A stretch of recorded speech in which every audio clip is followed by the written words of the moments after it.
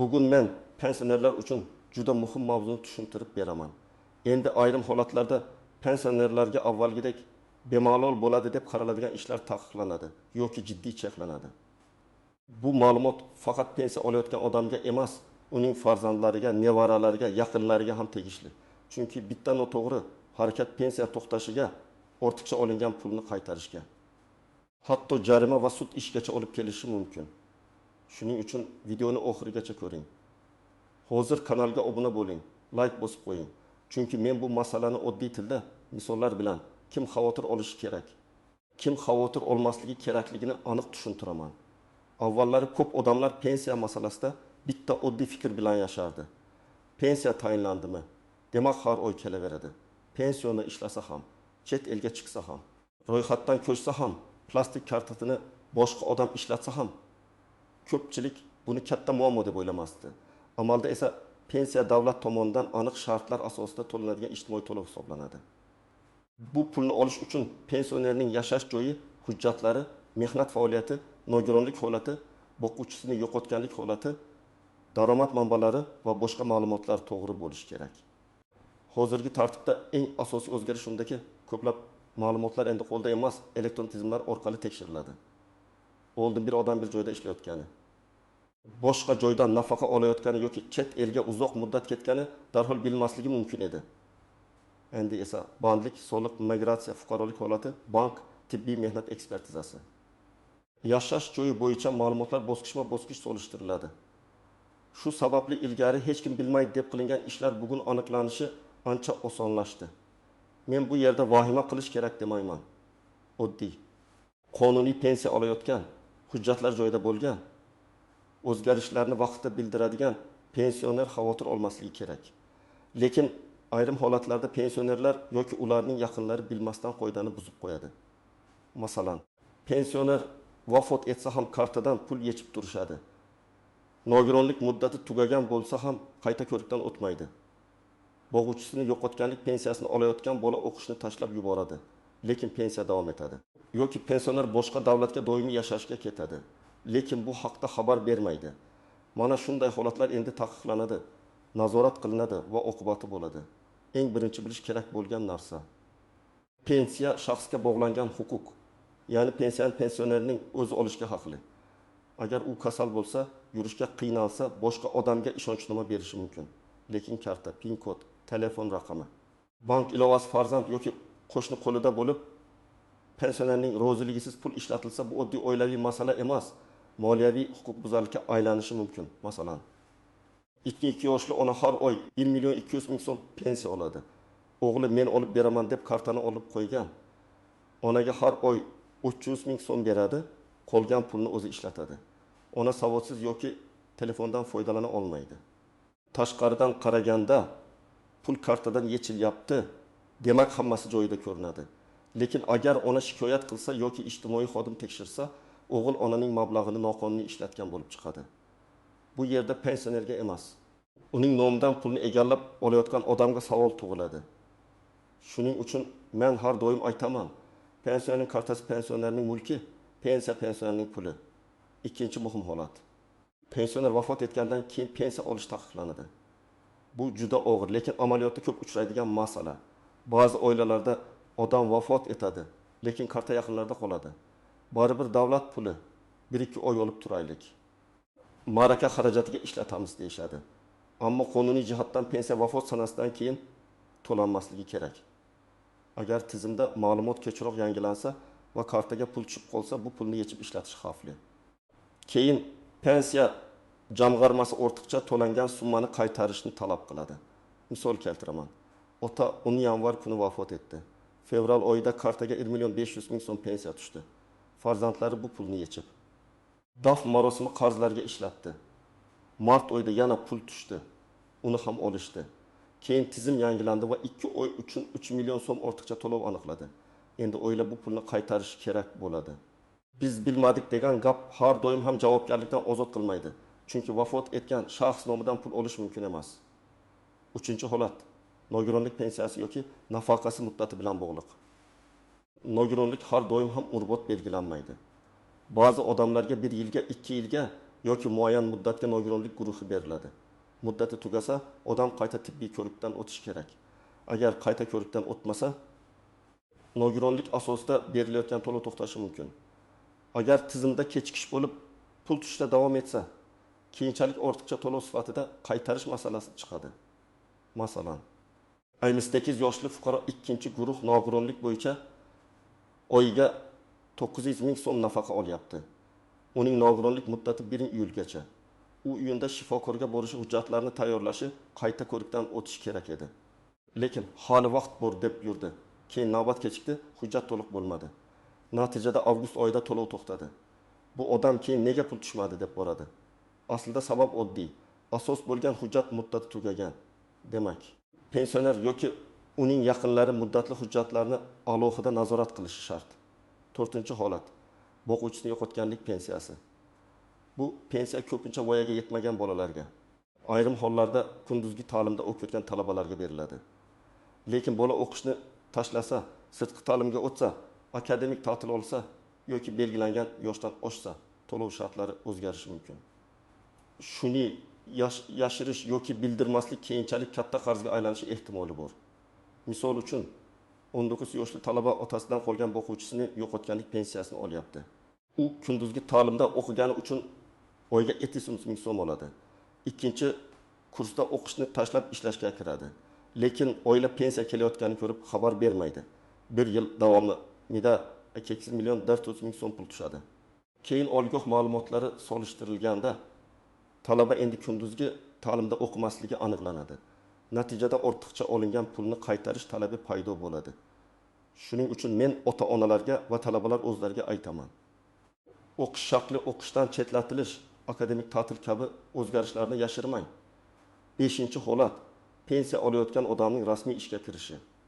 Bu yerda hamma pensionerlar xavotir olmasligi kerak.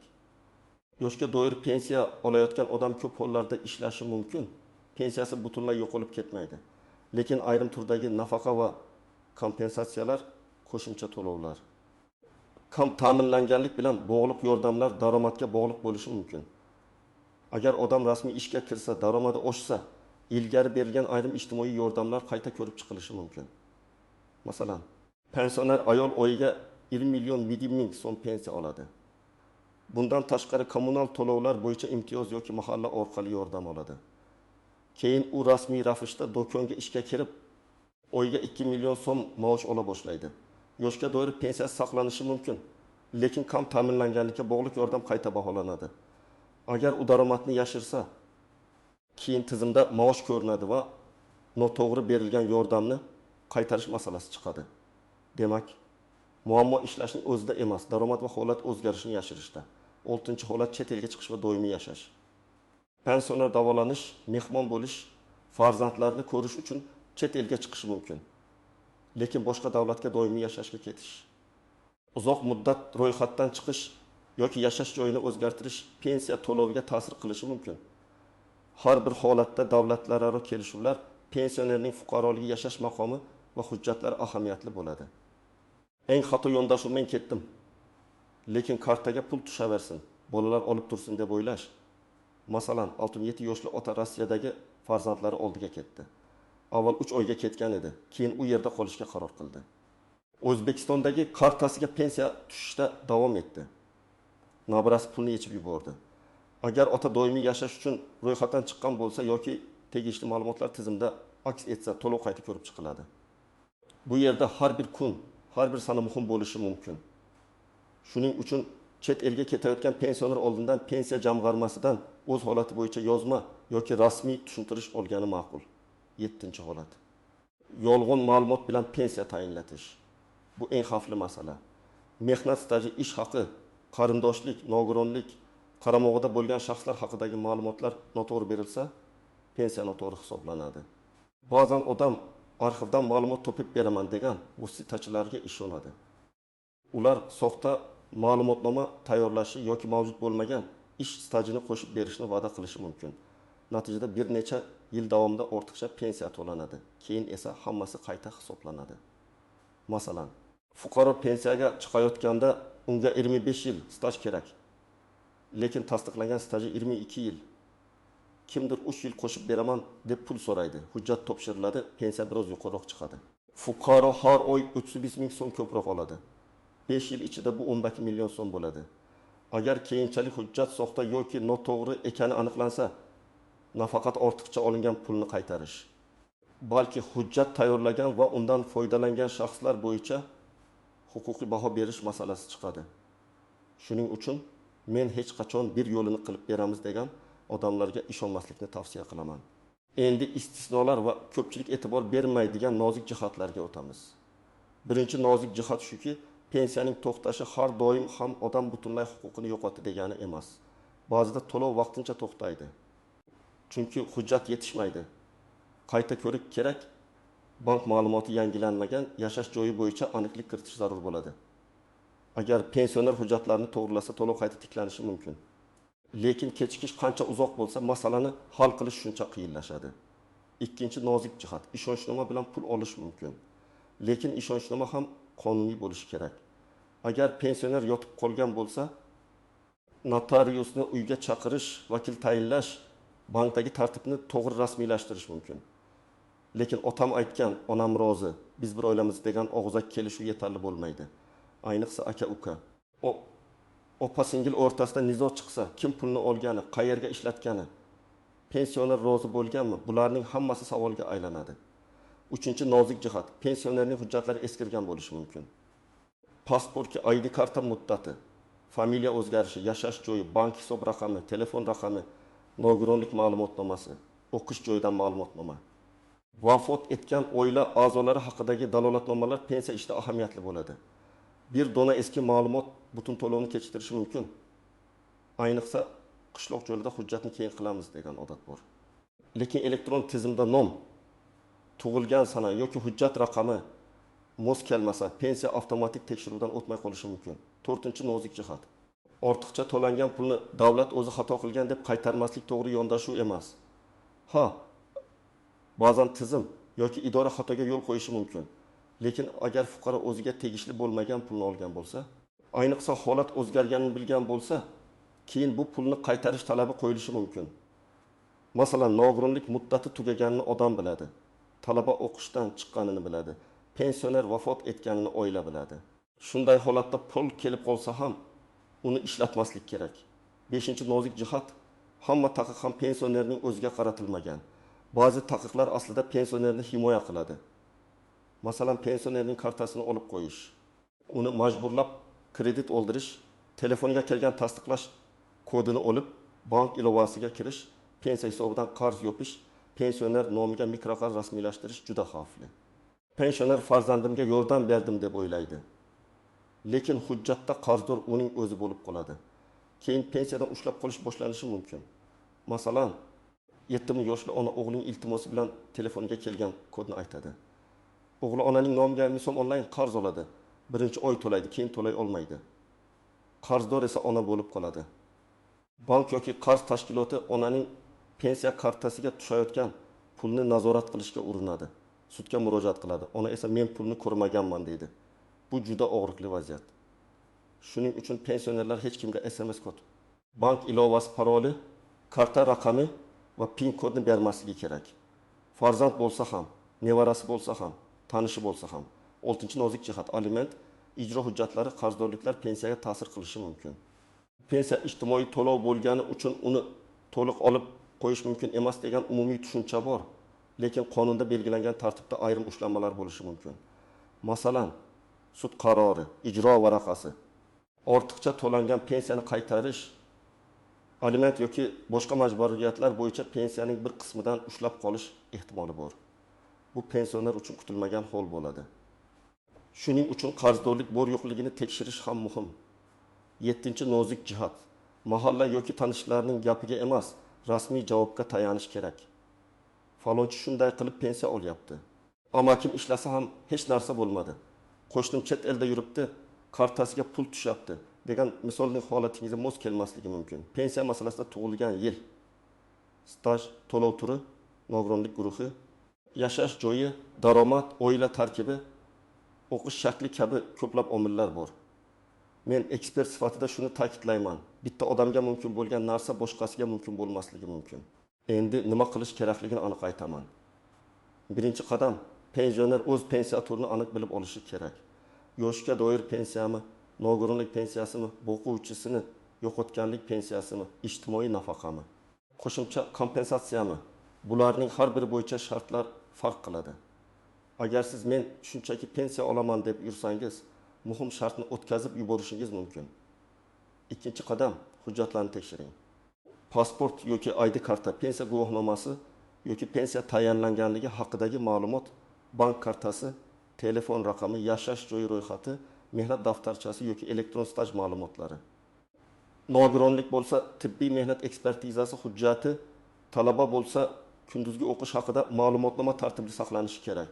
Men tavsiya qilaman, har bir hujjatning nusxasini alohida papkaga joylang. Telefoningizda ham suratini saqlang, lekin bank parollari va kodlarni suratga olib yurmaslik kerak. Uchinchi qadam, holatingiz o'zgarsa kutib o'tirmang. Ishga kirdingizmi, o'qishni tashladingizmi, nogironlik muddati tugayaptimi? Boshqa viloyatga ko'chyapsizmi? Chet elga uzoq muddat ketmoqchimisiz? Pensioner vafot etdimi? Darhol tegishli idoraga murojaat qiling. Bunda eng to'g'ri yo'l pensiya jamg'armasining tuman yoki shahar bo'limiga borish. Davlat xizmatlari markazi orqali so'rash yoki rasmiy elektron xizmatlardan foydalanishdir. Og'zaki gap bilan cheklanmasdan imkon bo'lsa yozma javob oling. 4-qadam, murojaat qilayotganda nima yozishni biling. Arizada ism, familiya, tug'ilgan sana, pasport yoki ID karta ma'lumoti, yashash manzili, telefon raqami, pensiya turi va murojaat sababi aniq ko'rsatiladi. Masalan, men chet elga 6 oy muddatga ketmoqchiman. Pensiya to'lovimga ta'siri bo'yicha tushuntirish berishingizni so'rayman deb yozish mumkin. Yoki nogironlik bo'yicha qayta ko'rik sanasi yaqinlashgani sababli pensiya to'lovining uzluksiz davom etishi uchun qanday hujjatlar talab qilinishini ma'lum qilishingizni so'rayman deb yoziladi. Aniq savol bersangiz, aniq javob olish ehtimoli oshadi. 5-qadam, bank xavfsizligini tartibga soling. Pensionerning kartasi o'zida bo'lsin. Agar yosh katta odam kart ishlatishga qiynalsa, ishonchli vakil qonuniy tartibda rasmiylashtirilsin. Telefon raqami ham pensioner yoki uning qonuniy vakili nazoratida bo'lsin. SMS kod hech kimga aytilmasin. Bank ilovasiga begona telefonlardan kirmang. Agar karta yo'qolsa yoki farzandlardan bir ruxsatsiz ishlatayotgan bo'lsa, bankka murojaat qilib kartani bloklash va yangisini chiqarish kerak. 6-qadam, har oy tushumlarni tekshirib boring. Pensiya qancha tushdi, nimaga kamaydi, ushlanma bormi, qo'shimcha to'lov bormi, buni bilish kerak. Agar odatda 1.400.000 so'm tushib yurgan bo'lsa, birdan 900.000 tushsa, sababini darhol so'rang. Agar odatda pul tushmaslik kerak bo'lgan holatda pul kelib qolsa, masalan, vafot etgan odam nomiga yoki muddati tugagan nafaqa bo'yicha bu pulni yetishga shoshilmang. Avval pensiya jamg'armasiga murojaat qiling. 7-qadam, vositachilardan ehtiyot bo'ling. Pensiyangizni oshirib beraman. Staj qo'shib beraman. Nogironlik qilib beraman. Qarzni yopib beraman. Kartangizdan pulni chiqarib beraman degan odamlarga hujjat va karta bermang. Rasmiy xizmat rasmiy idorada ko'rsatiladi. Agar kimdir pul evaziga noqonuniy yo'l taklif qilsa, bu bugun foyda bo'lib ko'rinishi mumkin, lekin ertaga katta zarar bo'ladi. 8-qadam, oilada ochiq gaplashing. Farzandlar pensioner ota-onasining pensiyasini oilaviy daromad deb emas, ularning shaxsiy mablag'i deb qabul qilishi kerak. Agar ota-ona o'z xohishi bilan yordam bersa, bu boshqa masala. Lekin majburlash, aldash, kartani olib qo'yish, qarzga imzo qo'ydirish mumkin emas. Men buni alohida ta'kidlayman. Chunki ko'p nizolar aynan oilaning ichida boshlanadi. Bugungi mavzuning asosiy mazmuni shuki, pensionerlarga hamma narsa taqiqlanayotgani yo'q. Lekin pensiya bilan bog'liq ayrim noto'g'ri amaliyotlar endi ancha qattiq nazorat qilinadi. Vafot etgan odam nomidan pul olish, muddati tugagan hujjat bilan to'lovni davom ettirish, o'qish yoki daromad o'zgarishini yashirish, pensioner kartasidan ruxsatsiz foydalanish, soxta hujjat bilan pensiya oshirish, chet elga doimiy ketib, bu haqda xabar bermaslik xavfli holatlar hisoblanadi. Men sizga tavsiya qilaman. Hujjatlaringizni tekshiring, pensiya turini aniqlang. O'zgarish bo'lsa vaqtida xabar bering. Bank kartangizni himoya qiling va har qanday shubhali vaziyatda rasmiy idoradan yozma tushuntirish oling. Shunda pensiyangiz bilan bog'liq muammo chiqishining oldini olasiz. Sizningcha pensionerlar uchun Bunday nazorat to'g'rimi yoki ayrim joylarda tartibni yengillashtirish kerakmi? Fikringizni izohlarda yozing. Video foydali bo'lgan bo'lsa, like bosing, kanalga obuna bo'ling va yaqinlaringizga ham yuboring. Chunki bu ma'lumot har bir oilaga kerak bo'lishi mumkin.